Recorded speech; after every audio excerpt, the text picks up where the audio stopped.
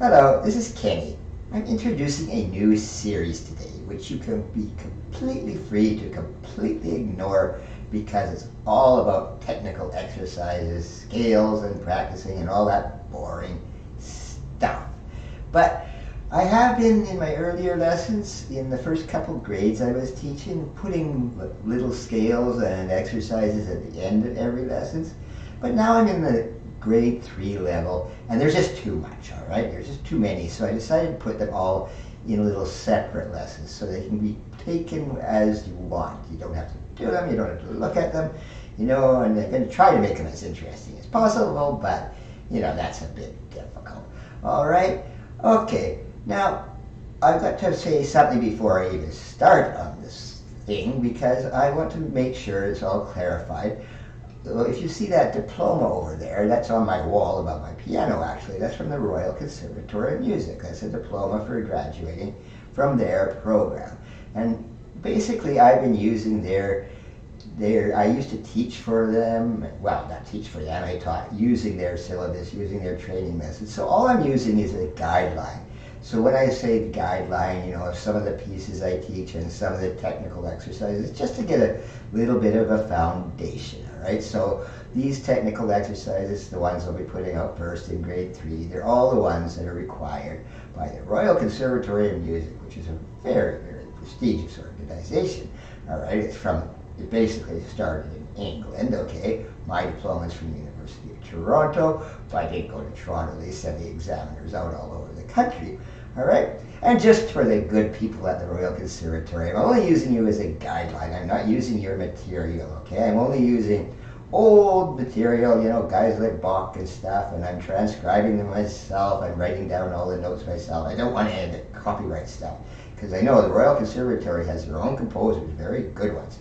So I won't be touching them because they have all the rights to them. But anyway, I'm just using it as a guideline for some of the pieces and some of the technical.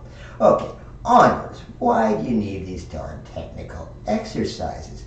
Well, there's it's like exercise. If you look at athletes even, they exercise every day. They might be playing one game a week, or they might go to the Olympics once every 4 years, but they're training all the time, all right? So pianists and any other musicians, violinists, whatever, scales and practicing, they just limber your fingers up, and they also make it so your hands are independent, and it can be boring at times, but I find it kind of refreshing sometimes, and if you haven't played for a while, it's really good to get, limbered up, all right?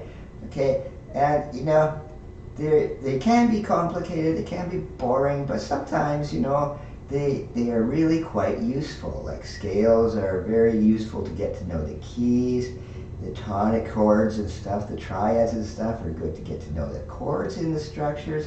There's so much involved even in just practicing, all right?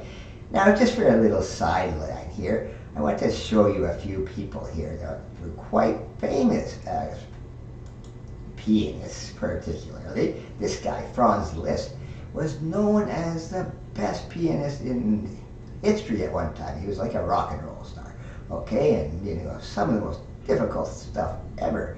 And you can't possibly play this guy if you don't have your scales and your practicing done, all right? And not just pianists either. This guy here, Niccolo Paganini, also at about the same time as Liszt. Same thing on a violin. He was so technically proficient, they actually thought he might be, he's like the devil or something. He goes, no one can play like this guy, right? And he was just, just like a rock star. And even today, all right, so there's an awful lot of rock stars that were trained classically.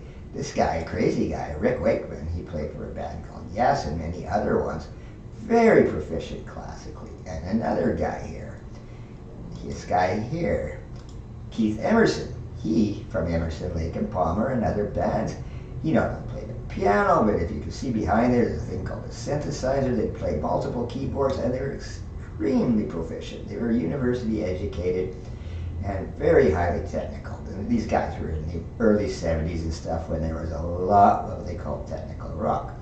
But, some people say, Kenny, well, There's a lot of good musicians there that don't have any, didn't practice, didn't go to school, didn't go anywhere. Like maybe these guys, the Beatles, one of the best bands in history. I love the Beatles. But did they go to music school? No, not at all. They just made things up as they went, and they did it very well. Okay? So no, you don't necessarily need to have practice to be able to be a musician, but I think it does not hurt in the least, okay? All right.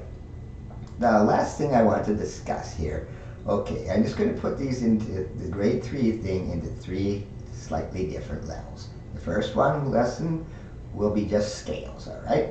Just normal scales, D major, G flat, not G flat major, G minor, simpler ones. You know, the keys aren't too difficult in this level, all right?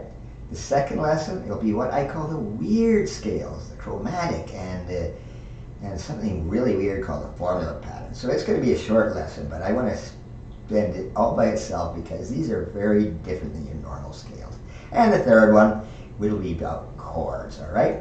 And last thing I want to mention here is ear training, which I'm not going to use as separate episodes anymore. I want the ear training to be part of you being able to play pieces by yourself. So in a couple of lessons from now, I'll give you a piece. I've already done one. I did Blue Moon for you, all right, which just gives you the chords and the melody and gets you to be able to use your ear and figure it out by yourself. In the meantime, yes, you can avoid these lessons altogether. If it says technical, yeah, just scrap it. You don't have to look at it. But in the meantime, I still advise you practicing. Thank you.